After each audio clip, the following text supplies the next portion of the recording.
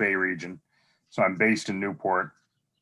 I've been with SBDC about 3 years, and before that, I was with the Rhode Island Commerce Corporation for 20 plus years. I at one point served on the DBE committee, advisory committee, and I also until recently served on the State Rehab Council.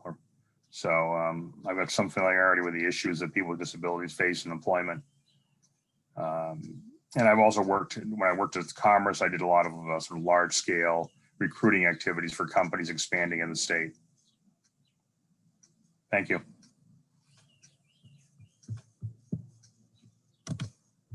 Thank you, Tracy. Do you want to go next? Sure. Good morning, everybody. I'm Tracy Cunningham Martins. I'm the Associate Director at Behavioral Health, Developmental Disabilities and Hospitals, favorably called Buddha by many people. But I'm here to help have conversation just with business owners and, collectively with our state partners to just talk about employment opportunities for people with differing abilities, and really to encourage people, employers, to take a look at, those job seekers who really have lots of contributions. And basically, the three departments are here: BHGDH, VR, which we call ORS, and DLT, just to talk about the supports that we provide for both employers and for the job seekers. So happy to answer any questions that people may have as they hear more about it. Thank you, Tracy. Ralph, you want to go for it? Sure. My name is Ralph Eddy, and I represent the employer side of things. I work for a company called Sodexo, and Sodexo provides hospitality and facilities maintenance services for corporations, for universities, for K through 12 schools, a wide variety of different sectors. My focus is in universities, supporting our partnerships in Massachusetts and Rhode Island. And I've been very fortunate to work with the organizations represented here today to really support some of the community training programs, and also some of the training to work, training to hire transitions as well. So look forward to sharing any insights and really successes that we've had with the other program.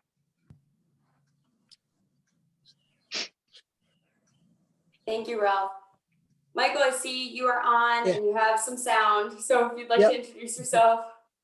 Yeah, I apologize for that.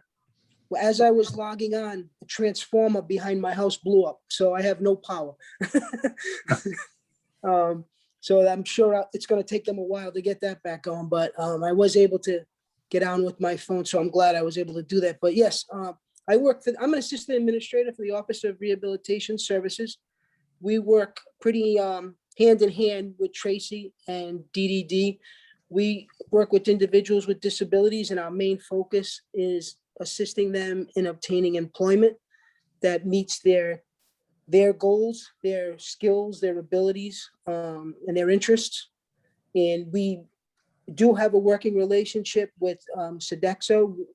It's been fantastic. We do a lot of different things with them. And we also, something new within the last year or so at ORS, is we developed an internal team called the Business Engagement Team. And it's made up of our counselors, about 7 or 8 counselors, and the supervisors, myself. And what they do is, in addition to their daily duties, they also are going out and developing relationships with businesses. And it's really more than a relationship, it's a partnership. And what it is it's not just approaching a business and saying, hey, we can help you fill your workforce needs. It's also saying, hey, if we can do disability awareness training for you and your current employers, we can come in and assist you with a current employer who maybe already is working there, but maybe needs some accommodations, or workstation change to the workstation or something like that. I mean, we want to be more to an employer than just fill that workforce need. That obviously is a big part of it, but we also want employers to understand that there is more from ORS that we can offer. And those are just, some of the things that we do. And it also, I think what this best team has also done is, it's kind of like an internal system that, instead of having council is seeing openings and just sending a business open, individuals, the person on the best team who is the liaison to a specific business really gets to know what that company is looking for as far as skills and abilities and what type of worker they're really looking for. So we think what we're doing now with this best team is we're offering better candidates, or not better candidates, but I think more prepared candidates, because that liaison really gets to know what that company is looking for in their individuals that they hire.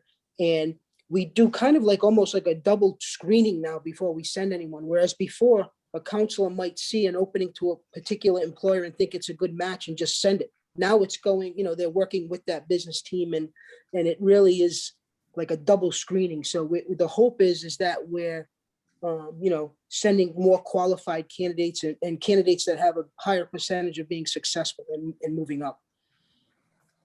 So and I'm happy to answer any questions or anything anyone has too. Thank you, Michael. We'll get into questions more towards the end. Robert, I see that you're on, so if you'd like to introduce yourself, please. Yeah, my apologies for being late, folks. I had a meeting that went past 10 o'clock. My name is Robert Kaliskowski. I'm Chief of Policy and Planning with the Governor's Workforce Board. And by statute, Governor's Workforce Board is the lead on administration and policy setting for state and federal workforce development in Rhode Island. We oversee WIOA, which is the federal workforce development law, and we are the administrator of the Job Development Fund, which is the state workforce development account. So I have the privilege of working with most of the folks, the state partners on this call. And in the last couple of years, we've really begun to try to dissolve the silos between our programs and make it one seamless system so that employers can interact. If they're interacting with one of us, they're interacting with all of us to get the services they need. Great, thank you. So I think that was everyone to introduce themselves. Paul and I did want to mention what the SBDC is. So we are business development for new and established entrepreneurs. We offer free services and are here for you with anything you may need between business plans, marketing, financial projections, startups, closing, etc. So definitely utilize us. We're here for you. Okay, so if everyone who's on the call, who's part of different organizations that are very helpful, if you could just write in the chat your name, maybe your contact information, and just who you're with, just so people have reference to that, please, that would be awesome. So thank you for the introductions. Thank you for those of you who are on the call here. If you have any questions, please write them in the chat. This is for you to come ask your questions, and we are here to answer them for you. So feel free to put them in the chat or unmute yourselves and ask them. We are all here. And if not, the people on the call have developed some pre-planned questions that can be asked if there are none. So thank you again for everyone's time, and we hope this is helpful to you. I'll start off. I mean, one question I've gotten in the past with employers in relation to people hiring people with disabilities is, what are the legal questions to ask? What can an employer ask or not ask about hiring somebody with disabilities?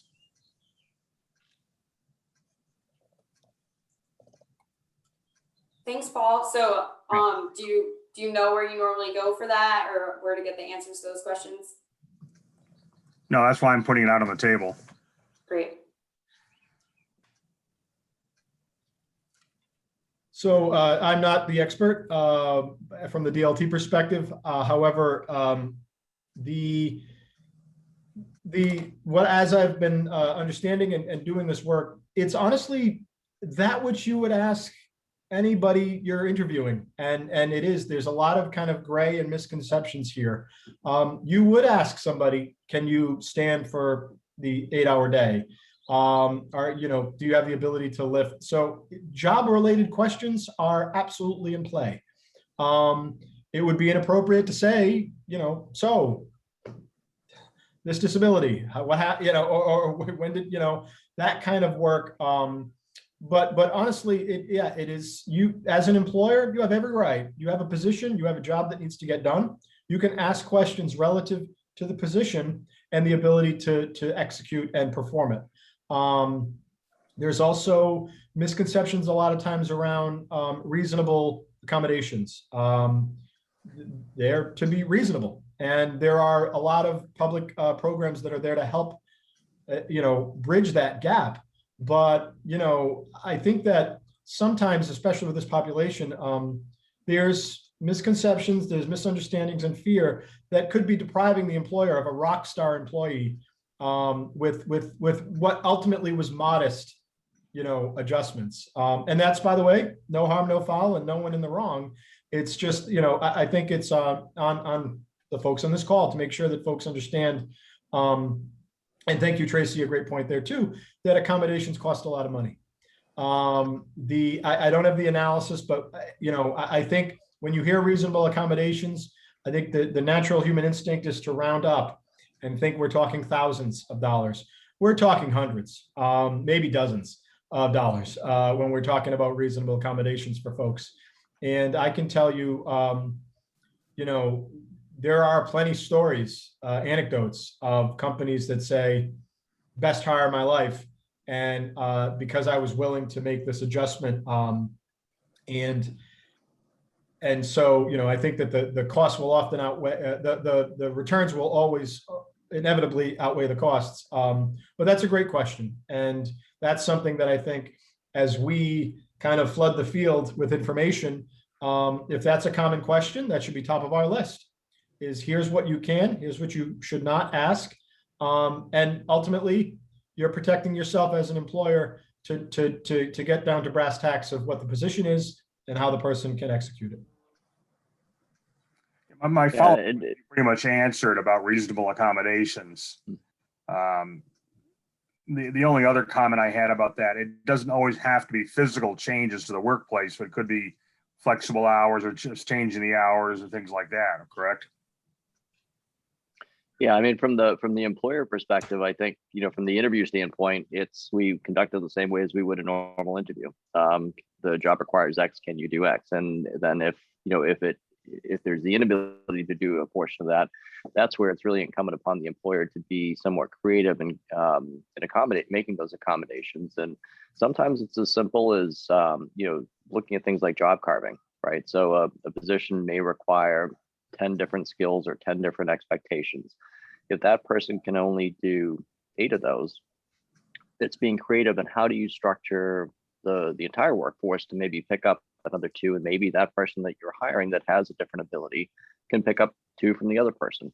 So it's really being creative about that. I think if we take the opportunity, especially in these challenging times where we're facing such drastic need for employees and staff, to be creative and take some chances with the very large population of workforce ready individuals that are out there with potentially different abilities, and really ensure that they can be contributing members to the workforce, but then also taking advantage of the supports that are in place through the agencies that are represented here. So it's sometimes there's no cost to it.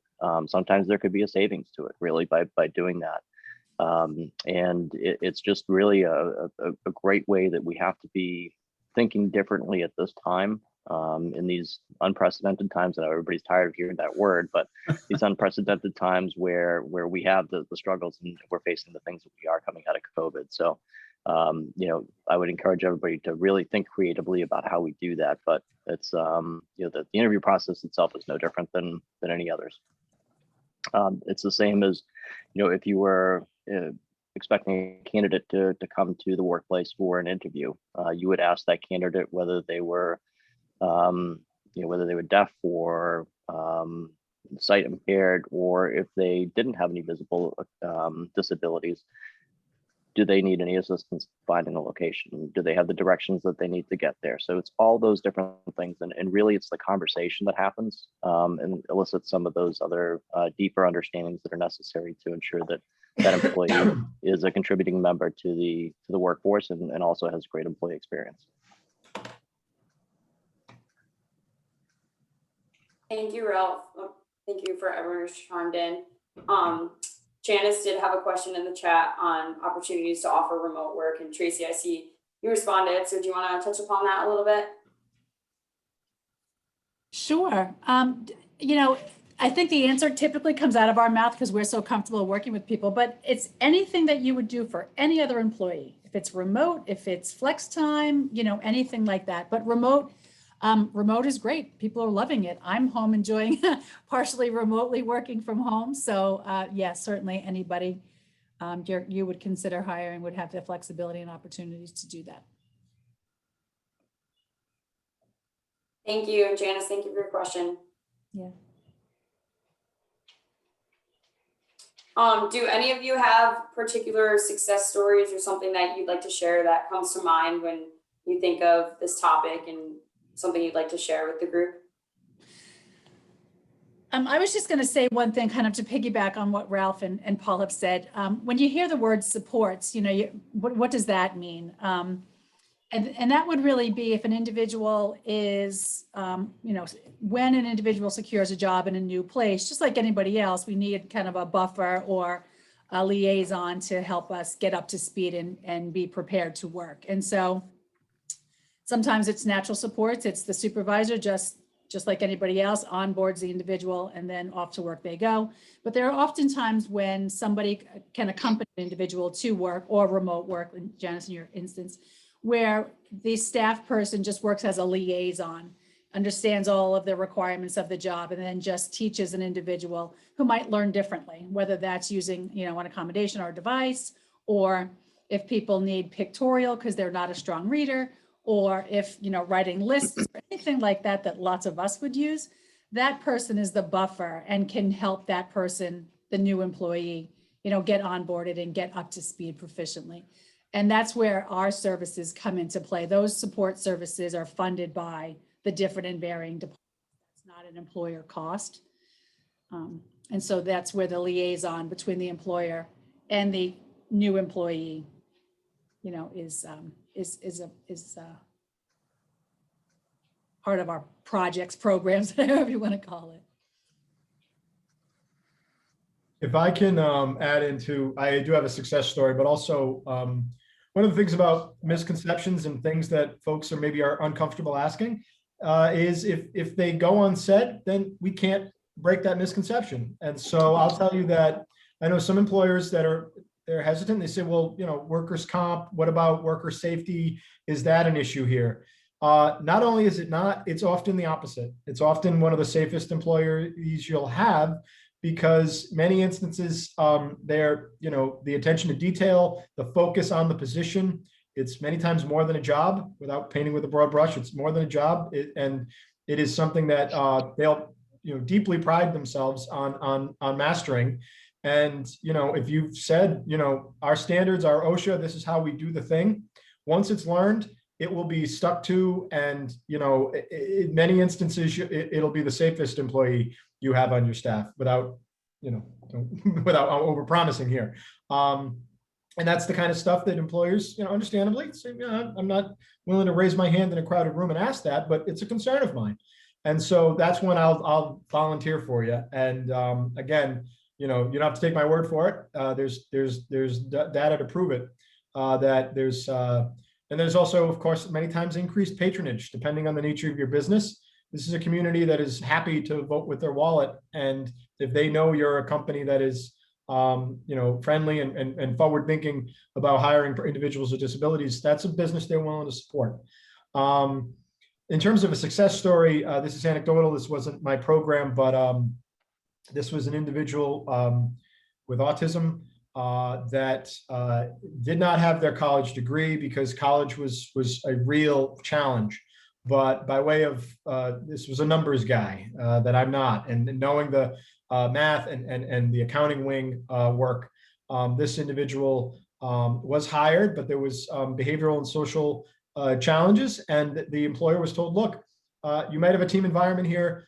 This individual works best alone, but if you can work around that and work with that, they'll be the best hire you've ever made. And so the story that was related to me was initially the lighting was relevant, the office space was sort of off to the side and isolated, And this was a person that now showed up at 8 when clock-in was 9, left at 6 when clock-in was 5, and loved all the work that they were doing. This was not any sort of abusive situation. They just couldn't get enough of the work they were doing.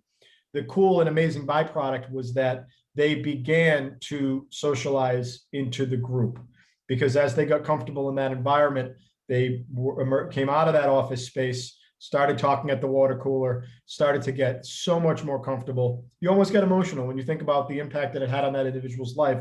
Meanwhile, that employer is pumping their fist every night because they've got a rock star on staff with, in a part of their business that's usually difficult to hire for. So, that's the win-win of all win-wins. And that's the kind of stories that are available when the right match happens. Thank you, Robert. That was an awesome story. I'd like to mention just one thing. We talk about success stories, and I'd like to just mention one really quickly, and it's a little different. It was a success story actually with the employer.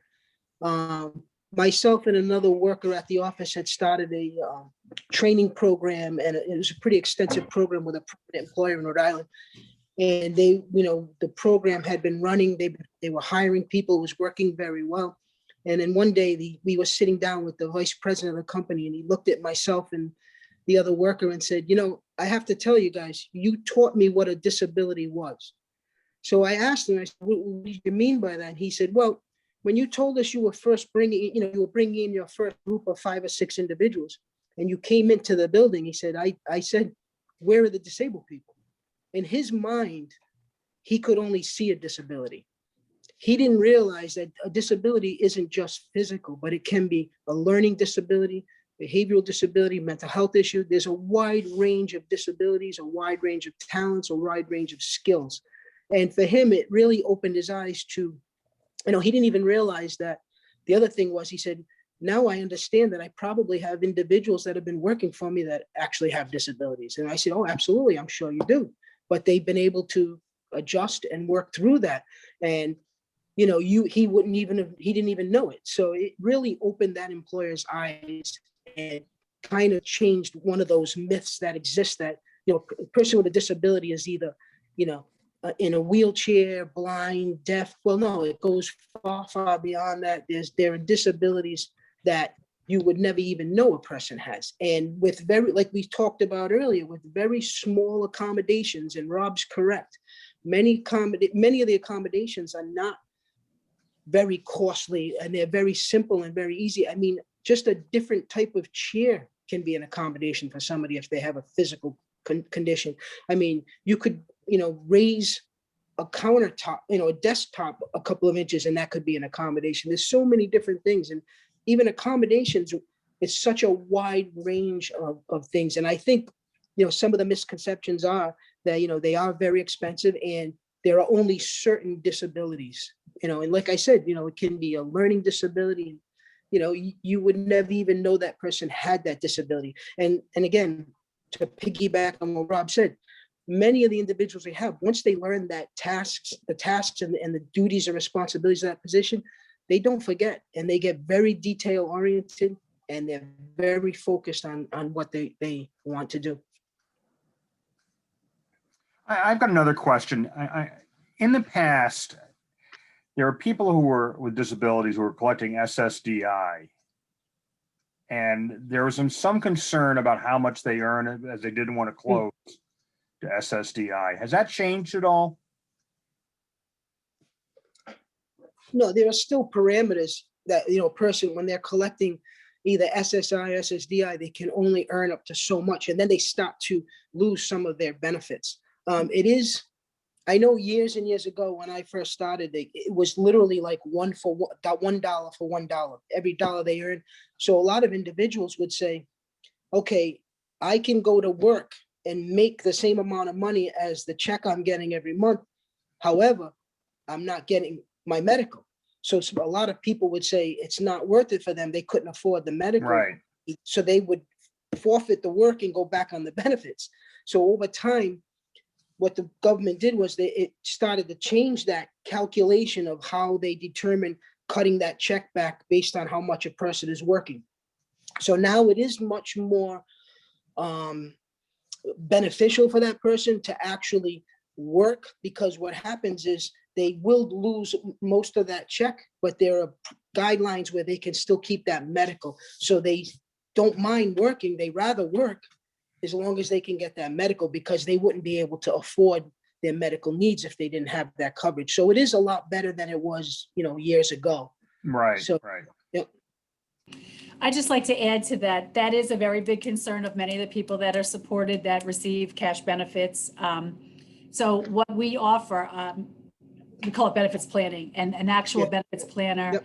speaks with that individual specific details to their earnings, to their benefits that they receive, and demonstrates to them, when you earn this, this is what will occur. So people are completely aware of what their benefit impact will be. And lots of people would like to get off of those benefits and earn, Right. earn Right. their wage. Really what we do is it just keeps people suppressed, and their earnings never really exceed and excel. And we have people just working in poverty, which is what we really try to promote. It is a big, I used the word myth earlier before, but we have lots of people who are fearful to go to work because they think they're going to lose their benefits. And that's why we have such a strong push to encourage people to get the benefits plan, to understand everything that will be impacting to them.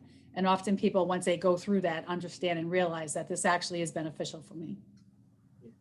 And the benefits, there's two forms of that too. We have a workshop forum where, it can be more informational gathering. And then we do also offer individualized benefits planning, which is very specific, obviously, to that person's current situation.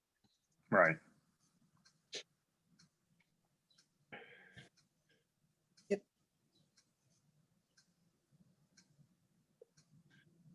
Thank you, everyone.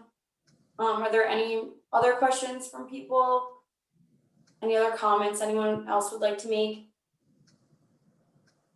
The only thing I would add is around community-based work experiences. If there are employers out there that are still somewhat hesitant, or I hate to use the term, but test the waters a little bit to see what is involved in hiring an individual that has different abilities. A community-based work experience is a great way to be able to understand that and see what that experience looks like. So it's providing a work experience to an individual that's been referred, and really getting to see and understand how that individual contributes to the workplace. And I think so often it's seeing that in practice and seeing the success that can happen. Not only is it great for the employer, but it also provides the employee for the employer, but it provides the employee with the opportunity to really get involved in the workplace as well, and hone their skills, expand their skill set, so that it does make them more marketable from an employment perspective. One thing I would add Thank you. too is, if you have any clients that are thinking about starting their own business or opening their own business, please have them reach out to us, and we can sort of guide them and make suggestions of what they need to think about, and what concerns they should be looking for as they move ahead with that. So we're happy to help them.